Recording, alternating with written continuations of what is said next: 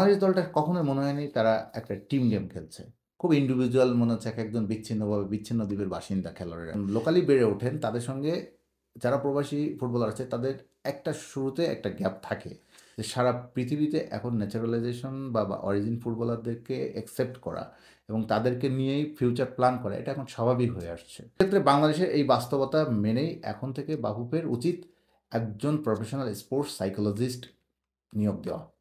Latin Bangla super কাপে Sao বর্ণাঢ্য দলের কাছে ব্রাজিলের সাও বর্ণাঢ্য দলের কাছে বাংলাদেশের রেড অ্যান্ড গ্রিন সুপারস্টার্স দলটা হেরেছে, বড় ব্যবধানে হেরেছে। কিন্তু হারের পরেও যে বিশেষ বিষয়টা চোখে পড়েছে, বাংলাদেশে যারা বাংলাদেশ থেকে বড় হয়ে ওঠা ফুটবলারদের সঙ্গে বাইরের থেকে দেশের বাইরে থেকে আসা প্রবাসী ফুটবলারদের বন্ডিংটা কেমন হচ্ছে বা মিক্সিংটা তাদের মাঠে তাদের সঙ্গে তারা কি দুটা গ্রুপ না নিশ্চয়ই তারা খেলছে একটা দল হয়ে, বাংলাদেশ দল হয়ে।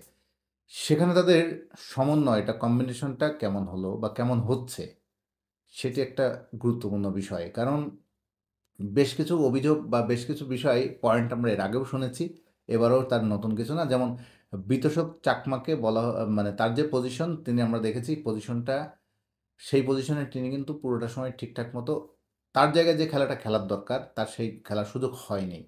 কারণ তার কাছে পর্যাপ্ত বল আসেনি, বল সাপ্লাইটাই দিতে পারেনি তার দল। তিনি রক্ষণেও অনেকটা সময় কাটিয়েছেন। এটা আমি এর আগেও শুনেছি, দেখেছি বা এই অবজারভেশনটা তো উড়িয়ে দেওয়ার সুযোগ নেই যে বাংলাদেশ ন্যাশনাল টিমের কিন্তু হামজা, সমিত, জায়ান এদের ক্ষেত্রে আমরা দেখি অনেক সময় বল সাপ্লাইটা তাদের কাছে তারা দাঁড়িয়ে থাকে কিন্তু তবুও দেখা যাচ্ছে বাংলাদেশের লোকাল প্লেয়ারদের পায়ে থাকলে বল থাকলে তারা সহজে রিলিজ করছেন না বা রিলিজ করেন না। বিতোষকের ক্ষেত্রেও অনেকে বল ঠিকঠাক মতো সরবরাহ করেনি। এরকম একটা বিষয় বেশ আমাকে অনেকে কমেন্ট করছেন, ইনবক্স করছেন। তো আমার কাছে কথা হচ্ছে যে এই বিষয়টা কেন হয়? আমি নানাভাবে বোঝার চেষ্টা করলাম যে আসলে বিষয়টা কি ইনটেনশনাল নাকি তাদের সেন্সটা উইক? হতে পারে যে তারা হয়তো বাংলাদেশের লোকাল প্লেয়াররা যখন বলটা পায়ে আমিও খেয়াল করেছি বলটা পায়ে যখন আসে, আমাদের যে ট্র্যাডিশন ফুটবল খেলার, আমাদের যে কালচারে গড়ে ওঠে আমাদের একজন ফুটবলার বা তার যে ট্রেনিংটা হয় ছোটোবেলার থেকে, সেখানে হয়তো বলটা পায়ে নিয়ে জাস্ট রানিং মানে দৌড়াতে থাকে বা আশপাশে যে আরেকজনকে খুব কাছাকাছি গ্যাপে থাকা বা ওই সময় বলটা রিলিজ করা দ্রুত, তার মুভমেন্ট, বডি মুভমেন্ট, এভরিথিং যে দ্রুততার সঙ্গে করার দরকার, ডিসিশন মেকিংটা যে খুবই সেকেন্ডের ভগ্নাংশে সঠিক সিদ্ধান্ত নিতে হয়। এইখানে কেন যেন আমাদের স্থানীয় ফুটবলারদেরকে আমি মোটেও এটা ছোট করে বলছি না, বাট এখানে তাদেরকে ইমপ্রুভ করার ব্যাপার আছে। আমি সেটা বোঝানোর চেষ্টা করছি যে সেখানে তাদের মনে হয় যে সেন্সটা কিছুটা উইক, অথবা যে অভিযোগটা আসে যে ইন্টেনশনালি করেন যে আমাকেই মানে নিজেকেই শো করতে হবে যে আমাকে গোল দিতে হবে, গোলের চেষ্টাটা করতে হবে, আমাকে ডিফারেন্ট কিছু করে দেখাতে হবে, মানে নিজেরই ক্রেডিট নেওয়ার প্রবণতা মাঠ অন দ্য ফিল্ড। বাট এটা আমি ধরে নিচ্ছি যে এটা আসলে নেহাতি একটা হয়তো অভিযোগ, বাট তারা কেউ নিশ্চয়ই নিজের জন্য খেলে না, সবাই দলের জন্যই খেলে, দলের বেস্টটা দেওয়ার জন্য চেষ্টা করে।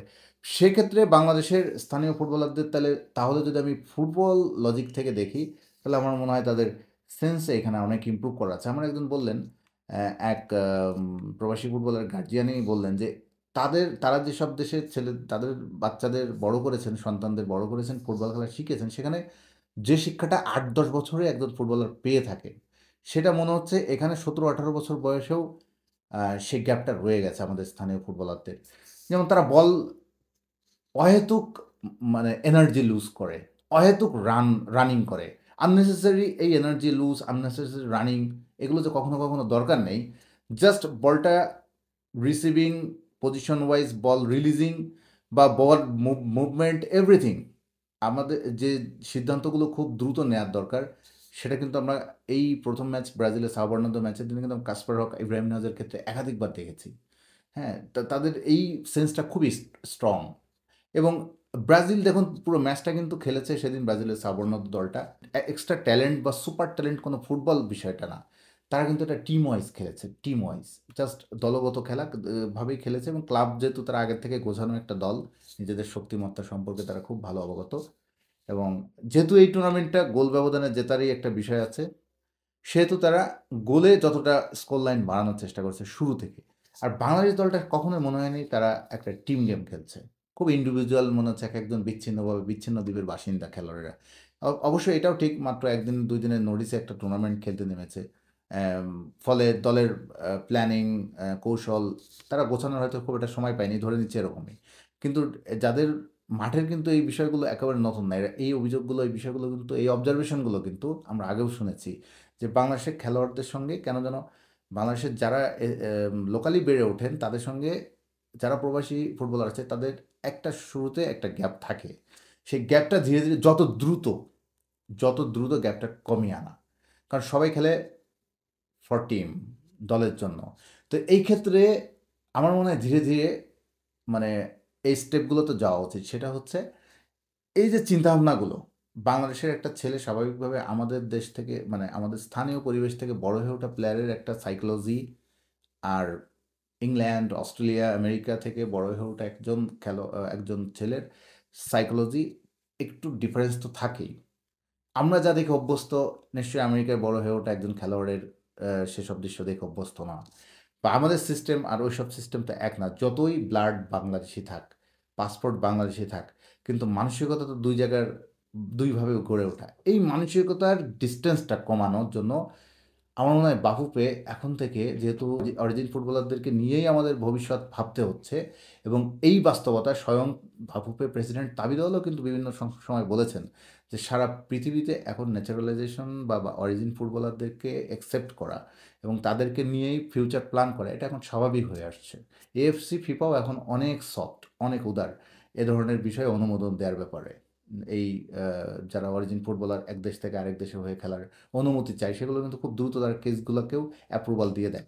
তো সেই ক্ষেত্রে বাংলাদেশের এই বাস্তবতা মেনেই এখন থেকে বাফুফের উচিত একজন প্রফেশনাল স্পোর্টস সাইকোলজিস্ট নিয়োগ দেওয়া ফেডারেশনে, যাদের কাজ হবে যদি বাইরের বাংলাদেশের অরিজিন ফুটবলার যারা আসছে, প্রবাসী ফুটবলার যারা আছে, আর স্থানীয় ফুটবলার যারা আছে, তাদের দুই গ্রুপকেই, গ্রুপ বলছি এই কারণে যে দুই দিক থেকে যেহেতু আসছে, সবাই তো খেলছে বাংলাদেশের জন্য, তাদের কম্বিনেশনটা যেন ঠিক থাকে। এটা কিন্তু সারা ওয়ার্ল্ডে অনেক উন্নত দেশে এই চর্চাটা খুব ভালো মতোই আছে। যেমন আপনার কি অস্ট্রেলিয়া, ইংল্যান্ড, আমেরিকাতে কি মনে হয় না যে অন্য দেশের অরিজিন ফুটবলার তাদের দলেও আছে? অবশ্যই আছে।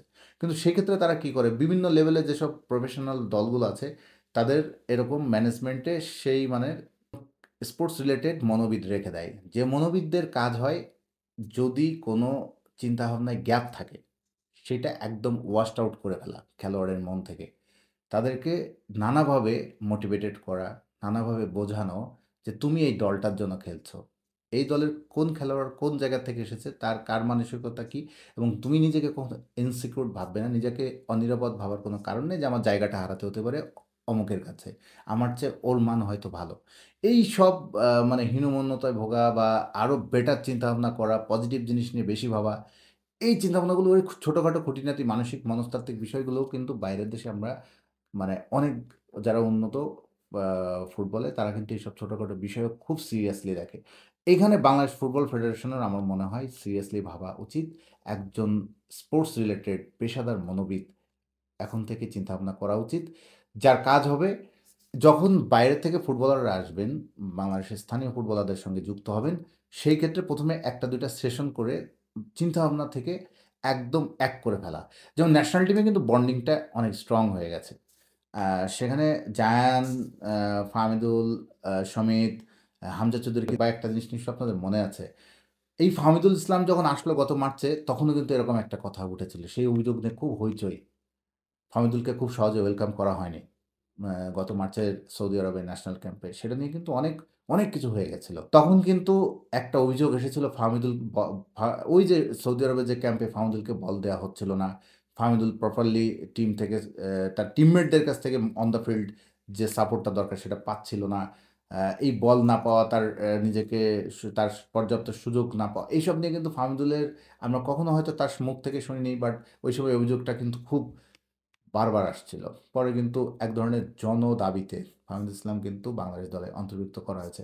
সুতরাং ওই বিষয়টি কিন্তু এখনও বাংলাদেশ দলের বিভিন্ন স্তরে কিন্তু এখনও যেটা এই জিনিসটা যে নেই সেটা কিন্তু উড়িয়ে দেওয়ার সুযোগ নেই। তো এই কারণে এই জিনিসগুলো যাতে মানুষের মনের প্রশ্নগুলো না থাকে সেক্ষেত্রে একটা আরও ভালো উদ্যোগী হতে হবে। যার পজিশন যেটা সেই পজিশনে তাকে খেলানো। যেমন আ ব্রাজিলের সাও বার্নার্দো দলের বিপক্ষে বাংলাদেশের ঈশান মালিকের পজিশনটা নিয়ে যেমন আমরা ব্রাজিলের সাও বার্নার্দোর দলের বিপক্ষে আমরা দেখলাম ঈশান মালিকের পজিশনটা কাগজ কলমে মিডফিল্ডার পজিশন বলা হচ্ছে। ঠিক আছে, তিনি সেন্ট্রাল মিডফিল্ডার হিসেবে খেলতে অভ্যস্ত। কিন্তু অন ফিল্ডে দেখা গেল, ম্যাচের সময় দেখা গেল তাকে নাম্বার 10 এর বা আ তাকে নাম্বার 10 এর ভূমিকায় অনেকটা নামতে হচ্ছে। এই পজিশনে সাধারণত খেলে অভ্যস্ত নয়। সেক্ষেত্রে তার যতটুকু মানে বল তার কাছে খুব বেশি আসেওনি, আবার সে খুব বেশি বল দিতেও পারেনি। কখনো, কখনো তাকে অপশন ওপেন করতে হয়েছে অনেক চেষ্টা করে। তবুও সে যেটুক পেরেছে তার সর্বোচ্চটা দেওয়ার সে চেষ্টা করেছে। কিন কিন্তু হয়তো ওখানে কোচের কাছে তার স্থানীয় কোনো ফুটবলার ছিল, যেটা ঈশান খেলে অভ্যস্ত যে পজিশনে, সেই পজিশনে তার হয়তো বাংলাদেশের যে কোচ খেলিয়েছেন সেদিন, তার হয়তো আরেকটা অপশন ছিল। ফলে ঈশানকে তার অভ্যস্ত যে পজিশনে, সেই পজিশনটা তাকে দেওয়া হয়নি। তো এই বিষয়টা, এইসব বিষয় আশাগুলো কিন্তু দেখতে হবে যে কোন পজিশনে কে সবচেয়ে বেস্ট পারফরম্যান্সটা উপহার দিতে পারে। তাকে তার কমফোর্ট পজিশনটা যেন, তার শক্তির পজিশন, যে পজিশনে তার শক্তি, সেই শক্তির জায়গাটাও তাকে ব্যবহার করা, তাকে সেইভাবে প্রপারলি। যে ম্যাচটা চলে গেছে তো গেছে, ব্রাজিলের সাবর্ণত ম্যাচের সঙ্গে যা হয়েছে সেখান থেকে ভুলগুলো থেকে শিক্ষা নিয়ে বাংলাদেশ সোমবার সন্ধ্যা ৭টায় ন্যাশনাল স্টেডিয়ামে একই মাঠে খেলা, এবার প্রতিপক্ষ আর্জেন্টিনার অ্যাথলেটিকো চার্লন। এই দলটার বিপক্ষেও বাংলাদেশ যে রেজাল্টই হোক সেটির দিকে না তাকিয়ে আমরা চাই একটা বেটার ফুটবল উপহার দিতে। কাসপার হক, তিনি অসাধারণ খেলেছেন প্রথম ম্যাচটা। আমি কাসপার হকের সঙ্গে আজকে যেটুকু কথা হলো, বলল যে তার আসলে ওই পেনাল্টিটা সে হজম করেছে, এটা তার খুব মন খারাপ, আর পার্ট অফ গেম, হতেই পারে। বাট ক্যাসপার হক, ইব্রাহিম নওয়াজ, বিতোষক, ঈশান সহ বাংলাদেশের যারা স্থানীয় সব ফুটবলার মিলে আমি মনে করি একটা টিম গেম হওয়া উচিত। কোনো ইন্ডিভিজুয়াল গেম না ফুটবল। এখন আর সেই প্লে ম্যারাডোনার যুগে ইন্ডিভিজুয়াল পারফরমেন্স দিয়ে আসলে কোনো কিছু বড় কিছু করা very difficult. Lionel Messi, Cristiano রোনালদোরা অনেক বড় প্লেয়ার, কিন্তু তার টিমের সাফল্যের সঙ্গেই তাদের সাফল্যটা মাপা হয়। তো সেক্ষেত্রে যাই হোক, আমাদের অত বড় চিন্তা না করি। বাংলাদেশের প্রেক্ষাপটে শেষ ম্যাচ যেহেতু, এই ম্যাচটি বাংলাদেশে যারা এসেছেন বাইরের থেকে প্রবাসী ফুটবলাররা, তারা তাদের ফার্স্ট ম্যাচটা যেভাবে যতটুকু স্কিল শো করেছেন, দ্বিতীয় ম্যাচে তারা আরও বেটার কিছু দেখাতে পারবেন। এই আশায় বাংলাদেশের ফুটবল ফ্যানরা নিশ্চয়ই।